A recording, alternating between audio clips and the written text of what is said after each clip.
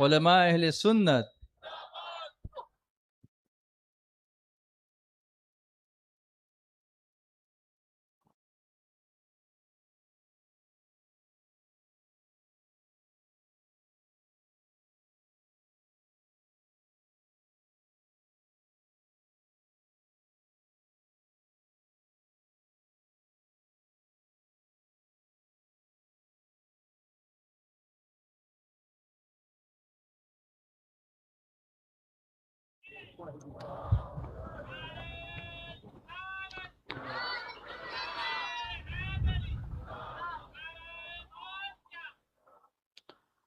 نحمده ونصلي ونسلم على رسوله الكريم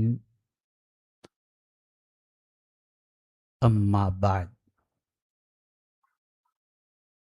فأعوذ بالله من الشيطان الرجيم بسم الله الرحمن الرحيم فمن يريد سعيم فمن يريد الله أن يهديه يشرح صدره للإسلام ومن يريد أن يضله صعيدا ضيقا صدق اللہ العظیم. قابل عزت تکریم شہزادے حضور بندہ نواز گیسو دراز سجادہ نشین آستان عالیہ بندہ نواز معمار قوم و ملت محسن قوم و ملت قابل عزت تکریم حضرت سید محمد علی الحسینی صاحب مدظ اللہ العالی و دیگر علماء ذوی الاحترام، حاضرین و ناظرین، السلام علیکم ورحمۃ اللہ وبرکاتہ.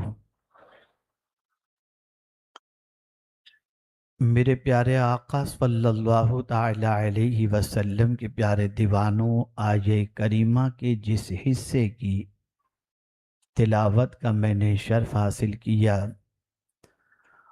اس سے متعلق کچھ معروضات پیش کرنے سے پیشتر آقا کریم رؤوف الرحیم علیہ تحیت و تسلیم کی بارگاہ بے کس پناہ میں جس طریقے سے میں پڑھاؤں، عقیدت و محبت میں ڈوب کر اسی طریقے سے درود و سلام کا نذرانہ پیش کریں.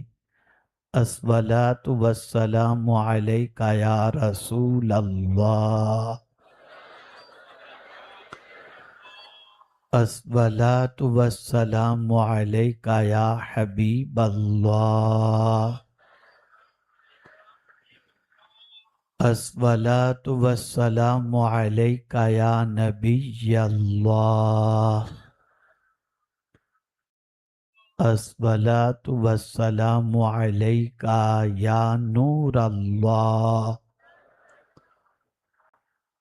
وعلی آلک و اصحابک یا حبیب اللہ،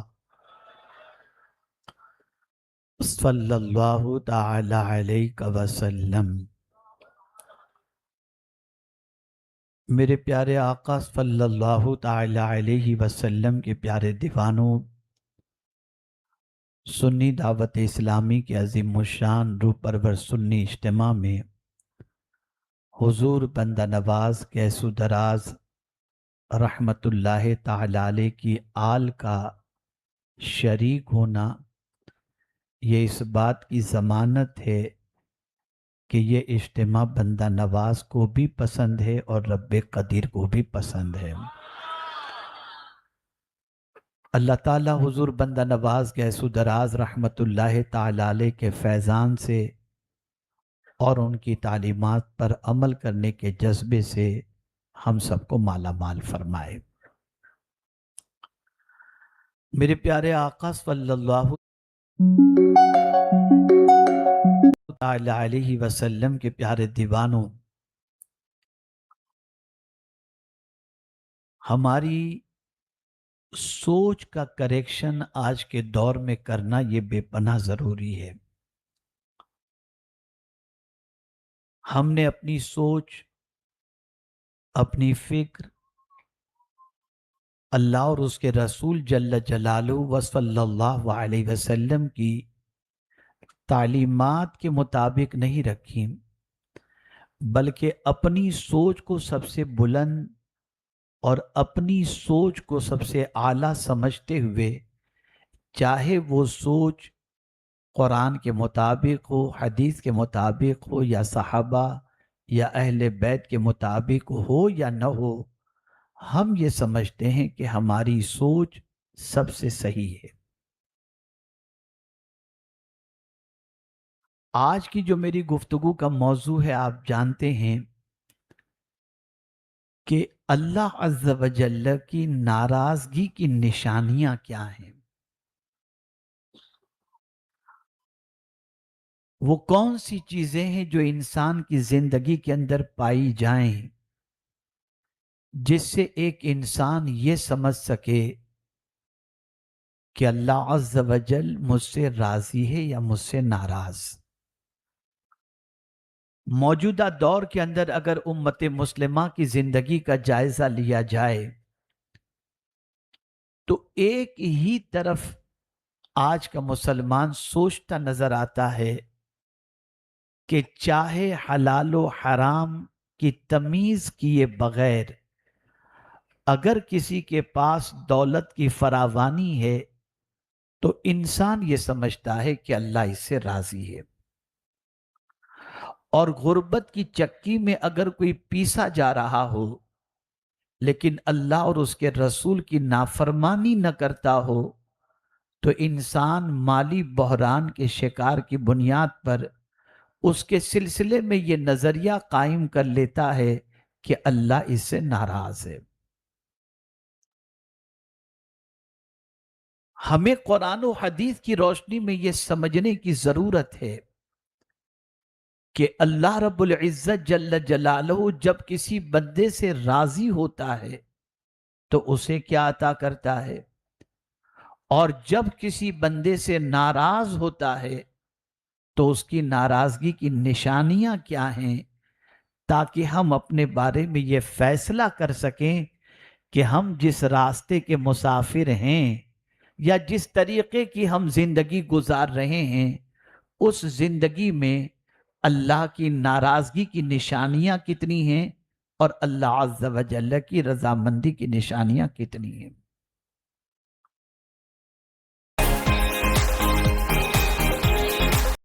उस जिंदगी में अल्लाह की नाराजगी की निशानियां कितनी हैं और अल्लाह अज़्ज़ व जल्ल की रजामंदी की निशानियां कितनी हैं।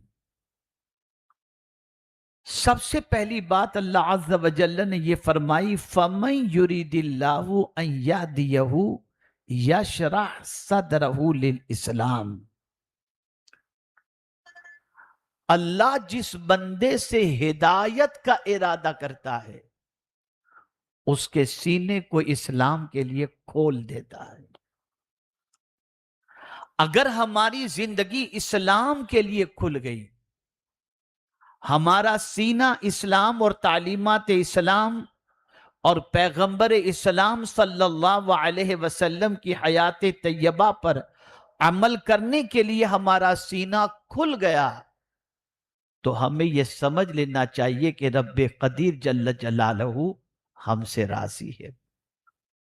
मेरे प्यारे आका सल्लल्लाहु ताला अलैहि वसल्लम के प्यारे दीवानों, आकाए करीम सल्लल्लाहु अलैहि वसल्लम के सहाबा की हयात तैयबा देखें, ताबेईन की हयात तैयबा देखें, अहले बैत की हयात तैयबा देखें, तो आप महसूस करेंगे कि उनकी जिंदगी का सुकून सबसे ज्यादा जिस चीज के अंदर था वो यही था कि मेरी जिंदगी का उठने वाला कोई भी कदम इस्लाम के खिलाफ न हो, कानून इस्लाम के खिलाफ न हो। और उनकी जिंदगी की सुबह होती थी तो इसी हाल में होती थी कि वो सुबह उठने के बाद इस बात की फिक्र करते थे کہ ہمارا اسلام سلامت ہماری زندگی میں ہے یا نہیں، اور اسلام کے فروغ کے سلسلے میں ہم نے کتنی کوشش کی۔ میرے پیارے آقا صلی اللہ تعالی علیہ وسلم کے پیارے دیوانوں، آپ اگر زندگی کا اپنا جائزہ لیں، ہم سب اپنی زندگی کا جائزہ لیں، تو ہماری صبح اگر ہوتی ہے تو نہ اسلام کی فکر میں ہوتی ہے، نہ ہمارے وجود کے اندر اسلام کس حد تک موجود ہے اور اسلام کے قانون کی ہم نے کتنی پیروی کی، اس کے حوالے سے ہماری کوئی فکر نہیں ہوتی۔ آج کا انسان، آج کا مسلمان اپنی زندگی کو یہ تصور کر چکا ہے کہ میں جتنا اسلام سے ڈسٹینس بناؤں گا اتنی میری زندگی پرسکون گزرے گی، میں اسلام سے جتنا فاصلہ بناؤں گا میں دنیا میں اتنا ہی کامیاب بن جاؤں گا۔ حقیقت یہ ہے کہ میرے پیارے آقا صلی اللہ تعالی علیہ وسلم کے پیارے دیوانوں، اسلام ایسا انسان جس کی زندگی میں اسلام صحیح معنوں کے اندر اتر جاتا ہے، اس انسان کی زندگی کی سب سے بڑی خوبی یہ ہوتی ہے وہ جہاں چلا جاتا ہے اس کی ذات سے امن اور سکون اور پیس قائم ہوتا چلا جاتا ہے۔ اس لیے کہ اسلام امن کی تعلیم دیتا ہے، اسلام سکون کی تعلیم دیتا ہے۔ حضور بندہ نواز گیسو دراز رحمت اللہ تعالی علیہ یہاں پر تشریف لائے، کیا وجہ ہے کہ آج آپ کی بارگاہ کے اندر صرف یہی نہیں کہ مسلمان ہی پہنچتے ہوں بلکہ تمام مذہب کے ماننے والے یہاں پر آتے ہیں، لیکن ان کی بارگاہ سے فیض حاصل کر کے جاتے ہیں۔ اس لیے کہ اسلام کے اندر اگر آپ دیکھیں، رسول اعظم صلی اللہ علیہ وسلم سے پوچھا گیا، یا رسول اللہ صلی اللہ تعالی علیہ وسلم، کون سا مسلمان سب سے بہتر؟ تو میرے آقا صلی اللہ علیہ وسلم نے فرمایا، جس کی ذات سے لوگوں کو سب سے زیادہ نفع پہنچے وہ مسلمان سب سے بہتر ہے۔ میرے پیارے آقا صلی اللہ تعالی علیہ وسلم کے پیارے دیوانوں، اسلام کے لیے جس کا سینہ کھل جائے، اسلام پر عمل کرنے کا جذبہ پیدا ہو جائے، اسلام کی تعلیمات کو عام کرنے کا جذبہ پیدا ہو جائے، اور اس سے مراد صرف کلمہ، نماز، روزہ، حج و زکوٰۃ ہی نہیں ہے، بلکہ اس کے ساتھ ساتھ آپ کو یہ بھی سمجھنا ہوگا کہ پیغمبر رحمت صلی اللہ علیہ وسلم نے جب ان سے پوچھا گیا آقا کریم صلی اللہ علیہ وسلم سے کہ کون سا مسلمان بہتر ہے، تو سرکار صلی اللہ علیہ وسلم نے ایک مقام پر ارشاد فرمایا، جس کی زبان اور ہاتھ سے دوسرا مسلمان محفوظ رہے، وہ ایسا بندہ جس کی زبان اور ہاتھ سے دوسرا مسلمان محفوظ رہے، وہ مسلمان سب سے بہتر مسلمان ہے۔ اے رسول اعظم صلی اللہ تعالی علیہ وسلم کے دیوانوں، تو اللہ جس بندے سے راضی ہوتا ہے اس کا سینہ کشادہ کر دیتا ہے، اس کے سینے میں اسلام کی محبت پیدا کر دیتا ہے، تعلیمات اسلام کا جذبہ پیدا کر دیتا ہے، فروغ اسلام کا جذبہ پیدا کر دیتا ہے۔ اور جس بندے سے اللہ ناراض ہوتا ہے، آئیے اس کی علامتیں سمجھتے چلے جائیں۔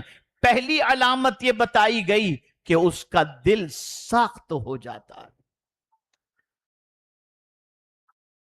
اگر کسی انسان کا دل سخت ہو، اتنا سخت ہو جائے کہ پتھر سے بھی زیادہ سخت، کالحجارۃ او اشد قسوہ، اگر کسی کے دل میں اتنی سختی پیدا ہو گئی کہ پتھر سے بھی زیادہ اس کا دل سخت ہے، تو سمجھ لینا چاہیے اللہ اس سے ناراض ہے۔ رسول گرامی وقار صلی اللہ تعالی علیہ وسلم ایک راستے سے گزر رہے تھے، میرے آقا صلی اللہ علیہ وسلم نے دیکھا ایک کتیا نے کچھ بچے جنم دیے تھے اور وہ اپنے بچوں کے ارد گرد گھوم رہی تھی۔ صحابہ کا ایک قافلہ وہاں سے گزرنے والا تھا، سرکار صلی اللہ علیہ وسلم نے اس کتیا کو دیکھا اور اس کے بچوں کو دیکھا، کھڑے ہو گئے، اور پھر صحابہ میں سے ایک صحابی جب تشریف لائے تو میرے آقا صلی اللہ علیہ وسلم نے ارشاد فرمایا، یہاں کھڑے ہو جاؤ اور سارے صحابہ کو اس کے قریب سے سکون سے گزرنے دینا. یاد رکھنا کوئی بھی اس کتیا کو یا اس کے بچے کو تکلیف نہ پہنچائے، اس کا خیال رکھنا. ذرا دیکھیں آپ، اندازہ لگائیں، ایک بے زبان جانور پر سرکار کی شفقت اور نرمی کا عالم یہ ہے کہ رحمت عالم نور مجسم صلی اللہ تعالی علیہ وسلم اس کتیا کے بچے کو بھی تکلیف نہ پہنچے، اس کا خیال فرماتے ہیں. آقا کریم صلی اللہ علیہ وسلم تشریف فرماتے، ایک چڑیا سرکار کے سر پر گھوم رہی تھی. آقا کریم صلی اللہ علیہ وسلم نے اس کی چہچہاہٹ کی آواز کو سمجھ لیا اور فوراً ایک صحابی کو یاد فرمایا، ارشاد فرمایا ذرا بتاؤ تم میں کون ہے جس نے اس چڑیا کے بچے کو گھونسلے سے اٹھا لیا ہے، جس کی وجہ سے یہ چڑیا یہاں جو ہے مجھے شکایت کری. انڈے کو کس نے اٹھا لیا ہے جس کی وجہ سے یہ شکایت کر رہی ہے؟ پتا چلا ایک صحابی نے انڈے اٹھا لیے تھے. سرکار صلی اللہ علیہ وسلم نے فرمایا اس انڈے کو اس کی جگہ پہ رکھ دو، اس لیے کہ مجھے اس کی تکلیف دیکھی نہیں جاتی. آپ اندازہ لگائیں جو اللہ عز و جل کا کرم جس پر ہوتا ہے اس کا دل نرم ہو جاتا ہے. آج معاشرے کی پوزیشن یہ ہو گئی ہے کہ میرے پیارے آقا صلی اللہ علیہ وسلم کے پیارے دیوانوں، کوئی ایکسیڈنٹ ہوتا ہے تو لوگ ویڈیو بنانے میں تو لگے رہتے ہیں لیکن مریض کو اٹھا کر ہاسپٹل پہنچانے کی فکر نہیں کرتے، اس کے ٹریٹمنٹ کی فکر نہیں کرتے. ڈے بائی ڈے انسان کا دل سخت ہوتا جا رہا ہے، آنکھ سے آنسو بھی نہیں نکلتے. اس کا دل اتنا سخت ہو گیا ہے کہ ہزار قرآنی آیات، ہزار احادیث، ہزار مصیبتوں کے مناظر وہ دیکھے پھر بھی اس کا دل پھسلتا نظر نہیں آتا، پستا نظر نہیں آتا. اس کے دل کے اندر نرمی پیدا نہیں ہوتی اور انسان اس کو اپنی بہادری تصور کرتا ہے. حقیقت یہ ہے سخت دل ہونا یہ بہادری نہیں ہے، یہ اللہ کی ناراضگی کی بہت بڑی علامت ہے. مومن تو وہ ہوتا ہے جس کا دل اتنا نرم ہو کہ اللہ اکبر. میرے پیارے آقا صلی اللہ علیہ وسلم کے پیارے دیوانوں، ٹھنڈی کا موسم تھا.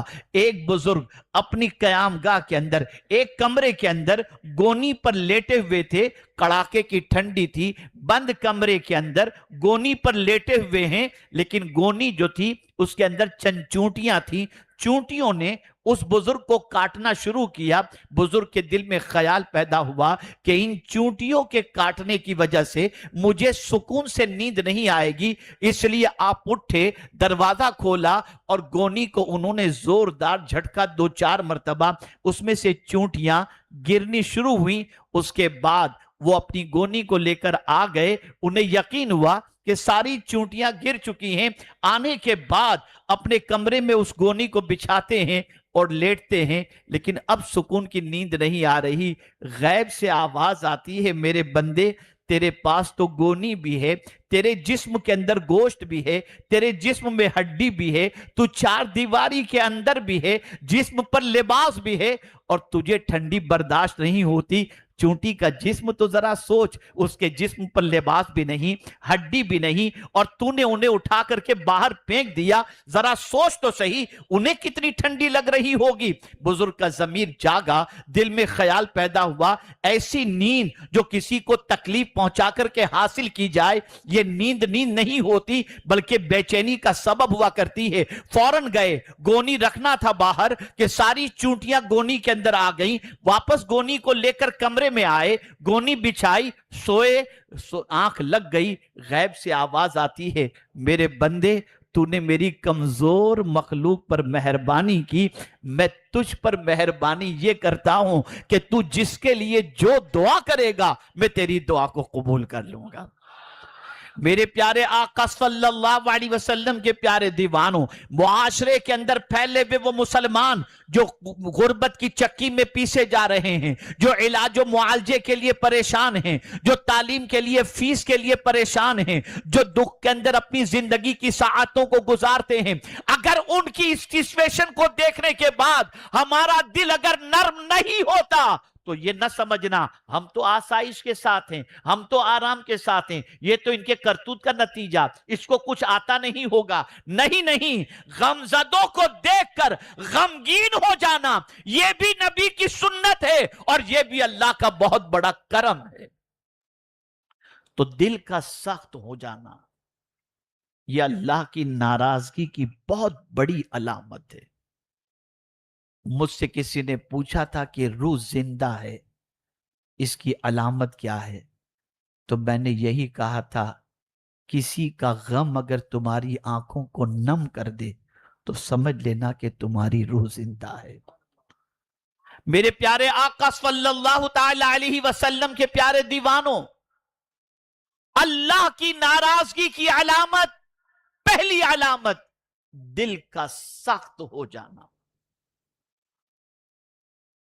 اور اگر کوئی شخص کسی مجبور، بے کس، پریشان حال کی دستگیری کرتا ہے، مدد کرتا ہے، تو اسے اللہ کا شکر ادا کرنا چاہیے کہ اللہ عز و جل نے اس سے بھلائی کا ارادہ بعین طور فرمایا کہ رسول اعظم صلی اللہ علیہ وسلم ارشاد فرماتے ہیں، جو لوگوں کی مدد میں لگا رہتا ہے اللہ اس کی مدد میں لگا رہتا ہے۔ میرے پیارے آقا صلی اللہ تعالی علیہ وسلم کے پیارے دیوانوں، اللہ کی ناراضگی کی دوسری علامت نماز چھوڑ دینا، نماز میں سستی کرنا۔ اگر یہ عادت ہماری زندگی کے اندر ہے تو یہ سمجھ لینا چاہیے کہ سب کچھ ہوتے ہوئے اگر سجدے کی توفیق نہیں مل رہی تو یہ اللہ کی ناراضگی کی بہت بڑی علامت ہے۔ اللہ دولت اس کو بھی دیتا ہے جسے پسند کرتا ہے اور اسے بھی دیتا ہے جسے پسند نہیں کرتا، لیکن سجدے کی توفیق اسی کو دیتا ہے جسے وہ پسند فرماتا ہے۔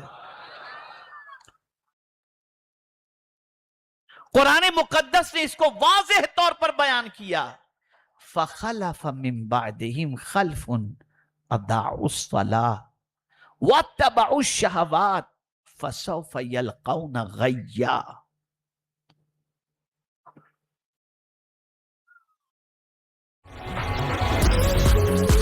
وَاتَّبَعُوا الشَّهَوَاتِ فَسَوْفَ يَلْقَوْنَ غَيًّا۔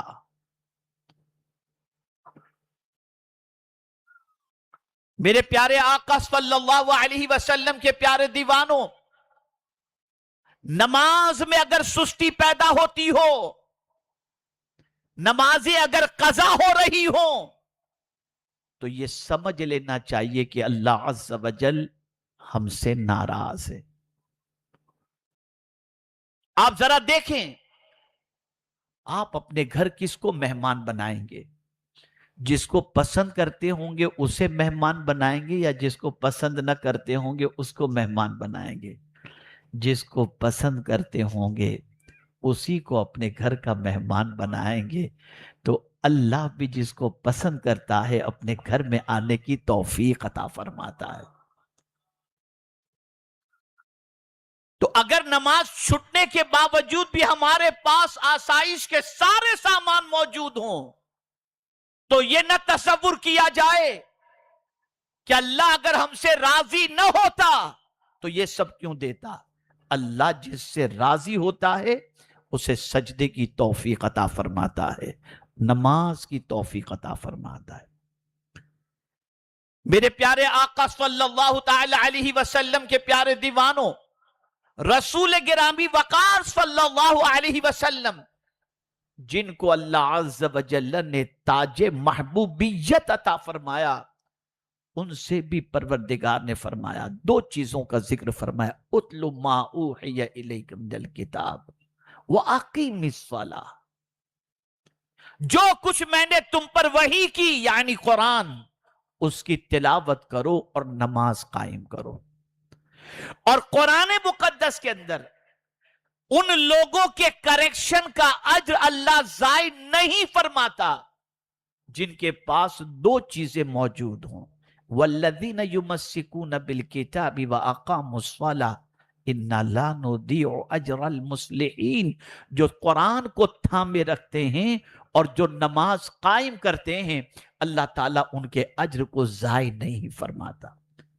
نماز کیا ہے؟ فضائل نماز پر بہت ساری آیتیں اور احادیث آپ نے سنی ہوں گی، لیکن میرے پیارے آقا صلی اللہ تعالی علیہ وسلم کے پیارے دیوانوں، نماز بے قراری کا علاج ہے، نماز خدا سے ہم کلامی کا ذریعہ ہے، نماز عاجزی کا ایک اظہار کا ذریعہ ہے۔ اور آپ جانتے ہیں ایک بندے کا قیام کرنا، کھڑا ہونا ہاتھ باندھ کر، یہ بتا رہا ہے کہ اس کا کوئی مالک ہے جس کے سامنے یہ کھڑا ہوا ہے۔ ایک بندے کا رکوع میں جانا، یہ اس بات کی غمازی کرتا ہے کوئی ہے جس کے سامنے یہ جھکا ہوا ہے۔ اور پھر جب بندہ پورے وجود کو لے کر سجدے میں چلا جاتا ہے، ہاتھ بھی جھکا دیا، پیشانی بھی جھکا دی، پیر بھی جھکا دیے، پورے وجود کو جھکا دیتا ہے، تو پھر پروردگار جل جلالہ اس بندے سے قریب ہو جاتا ہے۔ اسی لیے حضور صلی اللہ علیہ وسلم نے ارشاد فرمایا سجدے میں دعا کیا کرو، اس لیے کہ سجدہ اللہ سے قریب ہونے کا سب سے بہترین ذریعہ ہے۔ میرے پیارے آقا صلی اللہ تعالی علیہ وسلم کے پیارے دیوانوں، رسول اعظم صلی اللہ علیہ وسلم سے اللہ نے فرمایا یا ایھا المزمل قم اللیل۔ اللہ کے رسول صلی اللہ علیہ وسلم کو بھی رات میں قیام کا، نماز کا اللہ عز و جل نے حکم عطا فرمایا۔ مجھے حیرت ہوتی ہے ان مسلمانوں پر جو نماز کو ضائع کرتے ہیں، جو نماز کو بڑی آسانی کے ساتھ چھوڑ دیتے ہیں۔ اگر آج کوئی کہے کہ اللہ ہماری مدد کیوں نہیں فرماتا، معاذ اللہ، اللہ عز و جل ہماری دستگیری کیوں نہیں فرماتا، تو میں آپ سے بتاؤں کہ حضور صلی اللہ علیہ وسلم نے ارشاد فرمایا جس نے نماز کو ضائع کر دی، اللہ اپنا دست امان اس پر سے اٹھا لیتا ہے۔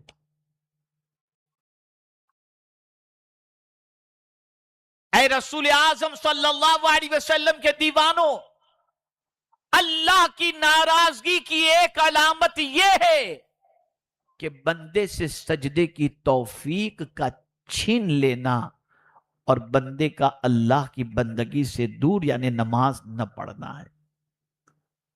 تیسری نشانی،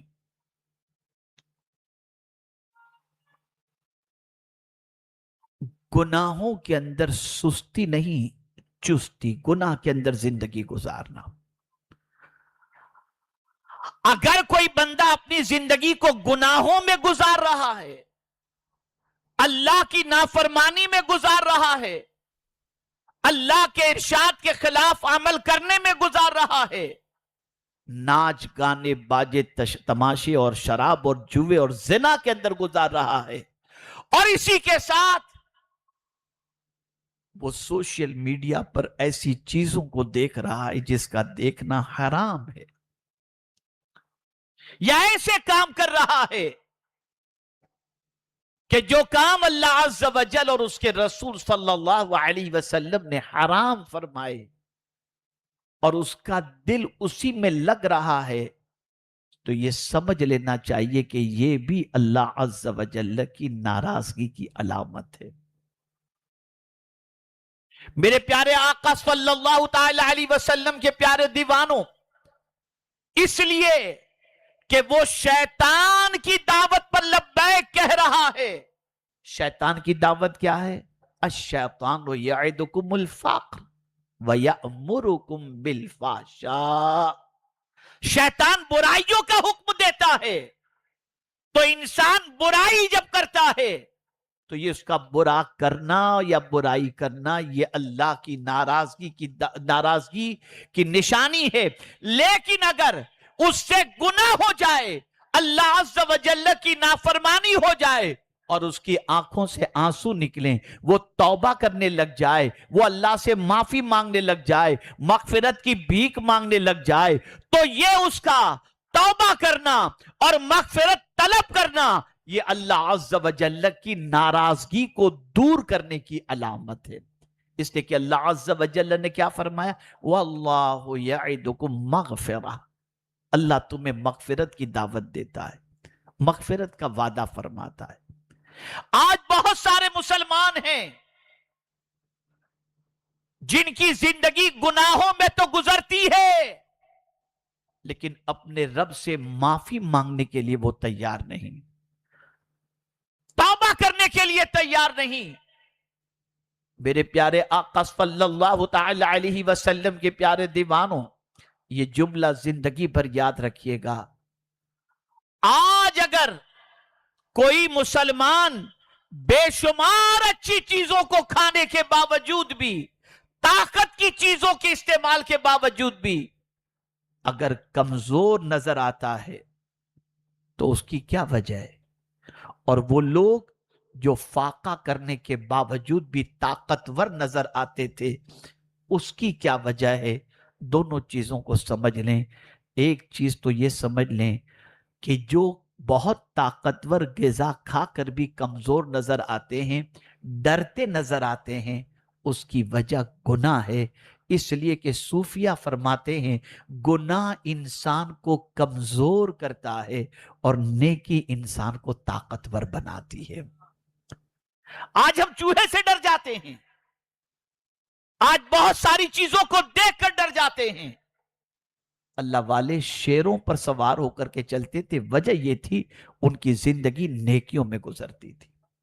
نیکی کرنے والے کو اللہ قوت عطا کرتا ہے، نیکی کرنے والے کو اللہ طاقت عطا کرتا ہے، نیکی کرنے والے کو اللہ عز و جل کمزوری سے دور کر دیتا ہے۔ میرے پیارے آقا صلی اللہ تعالی علیہ وسلم کے پیارے دیوانوں، اور یہ بھی جملہ ذہن کے اندر رکھیں، اسٹریس، ڈپریشن، اینزائٹی کا یہ دور چل رہا ہے، اور بہت کچھ ہوتے ہوئے جن کے پاس سرمایہ کی بے پناہ فراوانی ہے، سب کچھ ہوتے ہوئے بھی رات کو نیند کی ٹیبلٹ لیے بغیر نہیں سوتے، ڈپریشن میں۔ اس کو میں تھوڑا سا دوسرے اینگل سے سمجھاؤں تو بات آپ کی سمجھ میں آ جائے گی۔ ویسٹرن ورلڈ کے اندر اگر آپ دیکھیں، دنیا کو آپ پڑھیں تو آپ کو پتا چلے گا سب سے زیادہ ڈپریشن کے پیشنٹ، اینگزائٹی کے پیشنٹ دنیا میں اگر کہیں آپ کو ملیں گے تو ویسٹرن ورلڈ کے اندر آپ کو ملیں گے۔ میں حیران ہوں، یا اللہ، ویدر وہاں کا اچھا، پانی وہاں کا اچھا، ایٹماسفیئر اچھا، کھانا اچھا، لیوش لائف، جینے کی سٹائل اچھی، لیونگ سٹینڈرڈ اچھا، اگر آپ نہیں کماتے گورنمنٹ آپ کو دیتی ہے۔ یہ ساری سہولتوں کے باوجود وہ ڈپریشن میں کیوں ہیں، وہ اسٹریس میں کیوں ہیں؟ اور ہم اگر چلے جائے بہار کے اندر جن کے پاس لکڑی کا چولہا جلانے کے لیے موجود ہیں، بنگال میں چلے جائیں جو کئی کئی کلومیٹر روز واک کرتے ہیں، نہ ان کو کوئی بیماری نظر آتی ہے، نہ ان کو کوئی ٹینشن نظر آتا ہے، نہ وہ ڈپریشن میں نظر آتے ہیں۔ یا اللہ، ماجرا کیا ہے؟ یہ چوٹی ہوئی جھوپڑی میں رہنے والے کو کوئی ڈپریشن نہیں، محل میں رہنے والا اتنا ڈپریشن میں کیوں ہے؟ تو آپ اس جملے کو ذہن میں محفوظ کر لو، جب انسان گناہ کرے گا ڈپریشن میں چلا جائے گا۔ ڈپریشن میں لے جانے والی چیز سب سے بڑی اگر کوئی ہے تو وہ گناہ ہے۔ گناہ انسان کو ڈپریشن میں لے جاتا ہے۔ اسی لیے ویسٹرن ورلڈ کے اندر اگر یہ کہا جائے تو غلط نہ ہوگا کہ جہنم کا شارٹ کٹ راستہ وہاں پر ہے۔ اتنے گناہ بے تحاشا۔ اب تو کوئی ویسٹرن ورلڈ کی تخصیص نہیں رہ گئی، جہاں دیکھیں اب بڑے بڑے شہروں کے اندر گناہوں کا طوفان اور گناہوں کا انبار لگا ہوا ہے۔ تو اگر گناہ کی عادت ہے اور گناہ کر کے پشیمانی نہیں ہوتی تو کمزور ایمان کی بھی یہ علامت ہے۔ حضرت ابو امامہ رضی اللہ المولا تبارک و تعالی عنہ نے حضور صلی اللہ علیہ وسلم سے دریافت فرمایا، یا رسول اللہ صلی اللہ تعالی علیہ وسلم، مل ایمان، ایمان کیا ہے؟ تو آقا کریم صلی اللہ علیہ وسلم نے فرمایا، اذا سرتک حسنتک وساءتک سیئتک فانت مؤمن، جب تیری نیکی تجھے خوش کر دے اور تیرا گناہ تجھے بے چین کر دے، بس تو مومن ہے۔ گناہ کرنے والا بے چین ہو جاتا ہے، گناہ کرنے والے کی زندگی سے قرار چلا جاتا ہے کہ مجھ سے اللہ کی نافرمانی ہوئی کیسے؟ मैं उसी का रिस्क खाता हूं, उसी की जमीन पर जीता हूं, उसी के हवा से इस्तेफादा करता हूं, उसी के दिए हुए पानी से जिंदगी गुजारता हूं। मुझसे अल्लाह की नाफरमानी हुई कैसे, और अगर हो गई तो चैन खत्म हो जाता है, सुकून खत्म हो जाता है।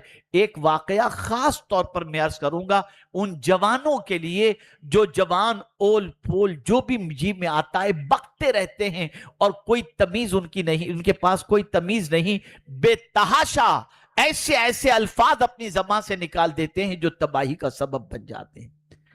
रौदुर रैयाहीन के अंदर अल्लामा याफई रहमतुल्लाह ताला अलैह एक बुजुर्ग का वाकया नकल फरमाते हैं। उनका मकान एक पहाड़ के करीब था। एक रोज बेपनाह बारिश हुई तो जाहिर सी बात है कि पत्थरों के पहाड़ पर सब्जा तो नहीं उगता ना। तो देखने के बाद उन्होंने अपनी जबान से सिर्फ इतना कहा, अगर इन पत्थरों पर भी हरियाली आ जाती तो कितना अच्छा होता। गैब से आवाज आती है, मेरे बंदे क्या मुझ में भी अब तुझे कमी नजर आने लग गई। अल्लाह के वली थे वो, और वो अल्लाह के वली तक ये आवाज अल्लाह अज़्ज़ा व जल्ल की तरफ से जब पहुंची तो बेचैन हो गए। उन्होंने अज़्म कर लिया कि मुझसे ये जुमला जबान से, मेरी जबान से निकला ही कैसे। अल्लाह बेहतर जानता है कौन सी चीज कहां उगनी चाहिए और कैसे होनी चाहिए। बहरहाल उन्होंने अज़्म कर लिया कि मैं उस वक्त तक नहीं खाऊंगा जब तक कि मौला की तरफ से मेरी माफी का परवाना न मिल जाए। छोड़ दिया उन्होंने खाना। चंद दिन गुजरे थे, उनके मोहल्ले के चंद नौजवान दावत रखे थे तो उनको बुलाने आए, हुजूर चलें घर पर। दावत में तशरीफ, हजरत ने फरमाया बेटे मैं खाना खाने नहीं आ सकता। एक मनचले नौजवान ने जिद की, हजरत आपको तो आना ही पड़ेगा, क्यों नहीं आते। बाज बच्चे ऐसे होते हैं जो मुंह लगे होते हैं, जरा फ्री होते हैं। उसी में से एक बच्चा था, उसने बहुत फ्री हो गया, हुजूर आपको तो आना ही पड़ेगा, कुछ भी हो चलना पड़ेगा। बोले नहीं बेटा मैं नहीं आ सकता। उसने कहा अच्छा हजरत नहीं आने की वजह क्या है। उन्होंने पूरा वाकया कह सुनाया। उन्होंने कहा बेटा मैं एक बार पहाड़ को देखा तो मेरी जबान से ये जुमला निकल गया कि काश इस पर भी हरियाली होती, पत्थरों पर भी हरियाली होती तो कितना अच्छा होता। तो गैब से मेरे रब की नाराजगी की आवाज आई कि मेरे बंदे तू इतना इबादत गुजार बन करके अपने आप पे तकब्बुर करता है कि मेरी कारीगरी में तुझे ऐब नजर आ गया। तो मैंने तय कर लिया है कि जब तक कि अल्लाह माफ नहीं करेगा, माफी का परवाना नहीं मिलेगा, उस वक्त तक मैं जो है वो खाना नहीं खाऊंगा। उस मनचले ने जो जवाब दिया सुनिए। मनचले ने जवाब दिया, अरे हजरत आप क्यों अजाब का टेंशन लेते हो, आएगा तो हम थोड़ा सा बर्दाश्त कर लेंगे। आजकल के लड़के, बस इतना उसका कहना था। गैब से उस अल्लाह के वली को आवाज आई, मेरे बंदे इस बस्ती को छोड़ दे, जिसने मेरे अजाब को हल्का जाना अनकरीब उस बस्ती पर मेरा अजाब आने वाला। आप जरा सोचो, आज जो जी में आया इंसान कहता चला जाता है, और ज्यादातर मुसीबतें इंसान को जबान से निकले हुए बेजा जुमलों की वजह से ही आती। हजरत अब्दुल्ला इब्ने मुबारक रदी अल्लाह तआला अन्हु फरमाते हैं, रिस्क में तंगी, जिस्म में काहिली और बीमारी पैदा होती है तो मैं समझ जाता हूं कि ये क्यों हुआ। पूछा गया हुजूर कैसे समझ जाते हैं। इरशाद फरमाते हैं जब अल्लाह की नापसंद कोई बात मेरी ज़बान से निकलती है तो मैं इन तीन तकलीफों के अंदर गिरफ्तार हो जाता हूं। तो ए रसूल आजम सल्लल्लाहु ताला अलैहि वसल्लम के दीवानों, अल्लाह न करे, सदबार न करे, कोई गुनाह सरजद हो जाए तो गुनाह होने के बावजूद ऐश के साथ और बेधड़क अपनी जिंदगी न गुजारें। अल्लाह अज़्ज़ व जल्ल की बारगाह में तौबा करें, इस्तिगफार करें। मेरे प्यारे आका सल्लल्लाहु अलैहि वसल्लम के प्यारे दीवानों, अगर गुनाह करने के बाद शर्मिंदगी नहीं होती, तौबा की तौफीक नहीं मिलती, तो समझ लेना चाहिए कि अल्लाह हमसे नाराज है। चौथी चीज, बुरी सोहबत। अगर इंसान की तबीयत अच्छे लोगों में न लगे, बुरे लोगों ही में उसकी तबीयत लगे, गाने वालों के साथ, फहश बकने वालों के साथ, नमाज छोड़ने वालों के साथ, आवारगी करने वालों के साथ, बदकलामी करने वालों के साथ, चरस पीने वालों के साथ, गांजा पीने वालों के साथ, ड्रग्स इस्तेमाल करने वालों के साथ, गलत लोगों ही के साथ उसको जीने में मजा आता हो, तो उसे समझ लेना चाहिए कि अल्लाह उससे नाराज है। Future option. समझ लेना चाहिए कि अल्लाह उससे नाराज है। अल्लाह जब किसी बंदे से राजी होता है तो उसे अच्छों की सोहबत नसीब हो जाती है, इसलिए कि अच्छों की सोहबत से अल्लाह ताला उसकी जिंदगी को संवार दिया करता है और सीधे रास्ते का उसे मुसाफिर बना दिया करता है। तो बुरी सोहबत भी अगर किसी को नसीब होती है तो यह समझ लेना चाहिए कि यह भी अल्लाह अज़्ज़ा व जल्ल की नाराजगी की अलामत है। मेरे प्यारे आका सल्लल्लाहु अलैहि वसल्लम के प्यारे दीवानों, अब एक आखिरी बात, मौजू बड़ा तवील है लेकिन मैं बहुत तफसील के साथ गुफ्तगू की बजाय समेटते हुए एक आखिरी बात, अल्लाह जब किसी से नाराज होता है तो उसकी जिंदगी से, उसके माल से बरकतें छीन लेता है, बेबरकती का वो शिकार हो जाता, वो बेबरकती का शिकार हो जाता है। मेरे प्यारे आका सल्लल्लाहु ताला अलैहि वसल्लम के प्यारे दीवानों, आप जरा तारीख उठा करके देखें, हुजूर बंदा नवाज की तारीख हो, हुजूर गरीब नवाज की तारीख हो, हुजूर गौसे आजम की तारीख हो, इन सब की जिंदगी उठा करके देखें और उनकी उम्र के काम का अंदाजा लगाएं तो आपको पता चलेगा आज के दौर के 500 साल की अगर उम्र किसी को मिल जाए तब भी वो उतना काम नहीं कर सकता जितना काम उन्होंने अपनी छोटी सी उम्र में करके बता दिया। उनकी उम्र में बरकत थी, उनके काम में बरकत थी, उनकी सारी चीजों में बरकत थी। वजह क्या थी? अल्लाह अज़्ज़ा वजल उनसे राजी था। आज दुनिया के अंदर हर चीज के अंदर से बरकत खत्म होती जा रही है। हमारे एक दोस्त हैं, वो कहते हैं यार यूं मैं ऐसा रखता हूं, यूं उठाता हूं। मैंने कहा समझा नहीं। कहा यूं जुम्मा के लिए ऐसा उठाता हूं, यूं जुम्मा के बाद ऐसा रख देता हूं। यानी इस तरह से जुम्मा आता है और चला जाता है, पता ही नहीं चलता। जिंदगी से बरकत खत्म, माल में बरकत खत्म। आज हर आदमी कहता है पैसे पूरे ही नहीं होते, कम ही पड़ जाते। ये बेबरकती की एक सबसे बड़ी वजह ये कि अल्लाह की नाराजगी की निशानी।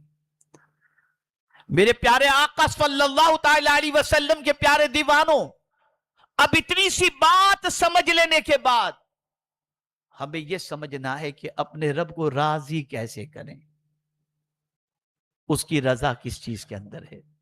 तो मैं अगर ये कहूं तो गलत ना होगा, सबको मनाना बहुत कठिन है लेकिन रब को मनाना बहुत आसान है, बहुत आसान है। इतना आसान है जिसकी कोई इंतहा नहीं। मेरे प्यारे आका सल्लल्लाहु अलैहि वसल्लम के प्यारे दीवानों, हदीस कुदसी है, एक बंदा, अगर कोई बंदा अल्लाह की तरफ एक बालिश्त बढ़ता है तो अल्लाह की रहमत एक हाथ उसके इस्तकबाल के लिए तैयार है। हमारी जिम्मेदारी है अपने रब की तरफ आज तक पीठ करके रहे, अब अपने रब की तरफ चेहरा करके उसकी तरफ बढ़ें और आज करें ऐ मेरे करीम, वही करेंगे और उसी को करने की कोशिश करेंगे जिससे तू राजी होता है।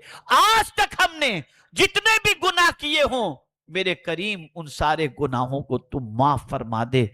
آپ جانتے ہیں مجرم سے کوئی محبت نہیں کرتا، لیکن یہ کیسا مجرم ہے کہ اگر توبہ کرے تو خود مجرم سے اللہ عز و جل محبت کرنے لگتا ہے۔ اللہ فرماتا ہے ان اللہ یحب التوابین ویحب المتطہرین، بے شک اللہ توبہ کرنے والے اور پاک رہنے والے سے محبت فرماتا ہے، چاہے کتنے ہی گناہ آج تک ہو چکے ہوں، سچے دل سے توبہ کر کے اس کی طرف پلٹ آئیں تو وہ ایسا راضی ہوتا ہے کہ حضور صلی اللہ علیہ وسلم ارشاد فرماتے ہیں اگر سامان کے ساتھ کسی کا اونٹ جنگل و بیابان میں گم جائے اور اس کے ملنے کے کوئی امکانات نہ ہوں اور اس کے بعد وہ تھک کر کے سو جائے اور آنکھ کھلے تو اپنا اونٹ مع ساز و سامان کے دیکھ کر اسے جتنی خوشی ہوگی اس سے زیادہ گناہوں میں زندگی گزارنے والا اللہ کی طرف پلٹتا ہے تو اللہ کو خوشی ہوا کرتی ہے۔ پلٹو اپنے رب کی طرف، پلٹو اپنے پروردگار کی طرف۔ اے رسول اعظم صلی اللہ علیہ وسلم کے دیوانوں، ہمیں اپنی زندگی کا کریکشن ضروری ہے، ہمیں اللہ عز و جل کی خوشنودی ضروری ہے، ہمیں اللہ کے رسول صلی اللہ علیہ وسلم کی تعلیمات پر عمل کرنا ضروری ہے۔ بس ایک آخری بات مجھے یاد آ رہی ہے، آپ ذرا سوچو، سچویشن کا اندازہ لگائیے۔ سرکار صلی اللہ علیہ وسلم مکہ مکرمہ سے ہجرت فرما کر مدینہ منورہ جا رہے ہیں، سب کچھ مکے میں چھوڑ دیا، صحابہ ہجرت فرما کر مدینے گئے، کاروبار چھوٹا، مکان چھوٹا، رشتہ دار چھوٹے، سب کچھ چھوڑ کر اب ظاہر سی بات ہے کہ مدینے پہنچے تو پہلی پرائرٹی کیا تھی؟ مکان کا، کاروبار کا، تعلیم کا انتظام۔ لیکن آپ پہلا خطبہ سنیے حضور صلی اللہ علیہ وسلم کا، پڑھیے مدینے میں جمعہ کا جو حضور نے پہلا خطبہ دیا تھا اس کی پہلی لائن پڑھیے، اس سے اندازہ لگے گا کہ حضور صلی اللہ علیہ وسلم کو اپنی امت کی سب سے زیادہ کس چیز کی فکر تھی۔ جمعہ کے پہلے خطبے میں مدینہ منورہ میں آقا کریم صلی اللہ علیہ وسلم نے اللہ کی حمد و ثنا کے بعد پہلا سینٹنس یہ فرمایا، سفر لمبا ہے اور زیادہ سفر کم ہے، یعنی اپنے صحابہ کو آخرت کی تیاری کی سب سے پہلے فکر عطا فرمائی۔ اب آپ سوچیں گے دنیا میں رہنا ہے تو دنیا کی تو فکر کرنی پڑے گی، اب آخرت بالکل اپنی جگہ مسلم ہے۔ اب یہاں میں آپ کو سمجھا دوں، اس فلسفے کو اگر آپ سمجھ گئے نا انشاءاللہ زندگی بہت پرسکون گزرے گی۔ جو آخرت کی تیاری میں لگا رہتا ہے نا اللہ اس کے دنیا کے کام آسان کر دیتا ہے، یہ ذہن میں رکھیے گا آپ۔ آخرت کی تیاری میں لگے رہنے والے کا اللہ دنیا کے سارے کام آسان کر دیتا ہے، اور جو صرف دنیا کے کام میں لگا رہتا ہے اس کے لیے آخرت کی تیاری ٹف ہو جاتی ہے، موقع نہیں ملتا۔ آپ دیکھیں پیغمبر رحمت صلی اللہ علیہ وسلم نے صحابہ کو آخرت کی تیاری جو کرائی اس کا فائدہ کیا ہوا جانتے ہیں؟ جب فاروق اعظم کا دور آیا، جب صدیق اکبر کا دور آیا تو آخرت کی فکر کی بنیاد پر 22 لاکھ مربع بیل پر فاروق اعظم کی حکومت تھی، لیکن پھر بھی آخرت کا ڈر کتنا تھا؟ کہتے تھے اگر ساحل سمندر پر کوئی بکری خارش کی بیماری کی وجہ سے اگر مر گئی تو ڈرتا ہوں کہ قیامت میں اللہ کو کیا منہ دکھاؤں گا کہ تیرے دور حکومت کے اندر ایک بکری مر کیسے گئی بیماری کی وجہ سے۔ پتہ یہ چلا کہ اے رسول اعظم صلی اللہ علیہ وسلم کے دیوانوں، اگر آخرت کا ڈر دل کے اندر ہوگا تو دنیا کی زندگی بھی اچھی طریقے سے گزرے گی اور اللہ عز و جل دنیا کی نعمتوں سے بھی مالا مال فرمائے گا۔ عرض کرنے کا منشا یہ ہے کہ دنیا کو بھی اچھی طریقے سے سنوارنے کی ضرورت ہے اور آخرت کو بھی اچھی طریقے سے سنوارنے کی ضرورت ہے۔ ہماری زندگی کو اتنی بہترین ہمیں بنانے کی ضرورت ہے کہ دنیا ہماری زندگی کو دیکھ کر یہ کہنے پر مجبور ہو جائے کہ یہ ایسا ہے، تو ظاہر سی بات ہے کہ اپنے نبی کی تعلیم پر عمل کرنے کے بعد یہ اتنا بہتر ہوا ہے۔ اللہ اکبر، میرے پیارے آقا صلی اللہ تعالی علیہ وسلم کے پیارے دیوانوں، صحابہ کو حضور صلی اللہ علیہ وسلم نے تراشا، بہترین انسان بنایا، اتنا اچھا انسان بنایا کہ وہ جہاں بھی گئے ان کے جانے کے بعد وہاں پر سکون کا ماحول قائم ہو گیا، وہاں پر راحت کا ماحول قائم ہو گیا۔ تو اے رسول اعظم صلی اللہ علیہ وسلم کے دیوانوں، ہمیں بہتر بننے کی ضرورت ہے۔ کسی نے پوچھا تھا بہتر بننے کے لیے کیا کریں، تو میں نے یہی کہا تھا دوسرے کی خوبیاں تلاش کرو اور اپنی خامیاں تلاش کرو، تم بہتر انسان بن جاؤ گے۔ لیکن ہم الٹا کام کرتے ہیں، دوسروں میں خامیاں تلاش کرتے ہیں، خود میں خوبیاں تلاش کرتے ہیں، نتیجتاً اپنی خامیوں پر نظر نہیں پڑتی۔ ہاں مجھے یاد آ گیا، اللہ جس بندے سے راضی ہوتا ہے نا، اس بندے کی آنکھیں اپنے عیب پر، یعنی خود بندے کے عیب پر اللہ کھول دیتا ہے۔ یہ اللہ کے راضی ہونے کی نشانی ہے کہ بندہ اپنے عیب دیکھنے لگتا ہے کہ مجھ میں کیا کمی ہے، مجھ میں کیا خامیاں ہیں۔ اپنے افکار و نظریات کو بدلو، اپنے انداز زندگی کو۔ تمہارے پاس قرآن بھی ہے، مصطفیٰ جان رحمت صلی اللہ علیہ وسلم جیسے عظیم رسول بھی ہیں، ان کی سیرت طیبہ بھی موجود ہے۔ اولیاء کرام کی حیات طیبہ کے انمیٹ نقوش ہمارے پاس موجود ہیں، جس راستے پر چل کر ہم دنیا اور آخرت میں فلاح اور بہبودی حاصل کر سکتے ہیں۔ چھوڑ دو برائیوں کے دروازے پر دستک دینا، چھوڑ دو جہالت کی وادیوں میں بھٹکنا، چھوڑ دو اپنے وقت کو ضائع کرنا، چھوڑ دو ان راستوں کو اپنانا جن راستوں پر اپنانے کے بعد عزت بھی چلی جائے، وقار بھی چلے جائے۔ ہمیں ایسا بننا ہے کہ دنیا ہماری زندگی کو دیکھ کر ایک بہترین مسلمان، ایک بہترین مصطفیٰ جان رحمت کا امتی صلی اللہ علیہ وسلم اور ایک بہترین ہندوستانی کی حیثیت سے ہمیں پہچان سکے، اور ہم اپنی آئیڈینٹی اس طریقے سے بنانے کی کوشش کریں۔ آج کے اس سنی اجتماع میں میرا پیغام یہی ہے کہ آج تک وہ نشانیاں جو اللہ کے ناراض ہونے کی ہیں اگر ہماری زندگی میں ہیں تو ہم اس سے توبہ کر کے اس راستے کے مسافر بنیں جس راستے پر چلنے کے بعد رب کی رضا حاصل ہو۔ اور یاد رکھیں وَرِضْوَانٌ مِّنَ اللَّهِ اکبر، اللہ کی خوشی سب سے بڑی چیز ہے۔ وہ راضی ہو گیا تو دنیا بھی سنور جائے گی اور آخرت بھی سنور جائے گی۔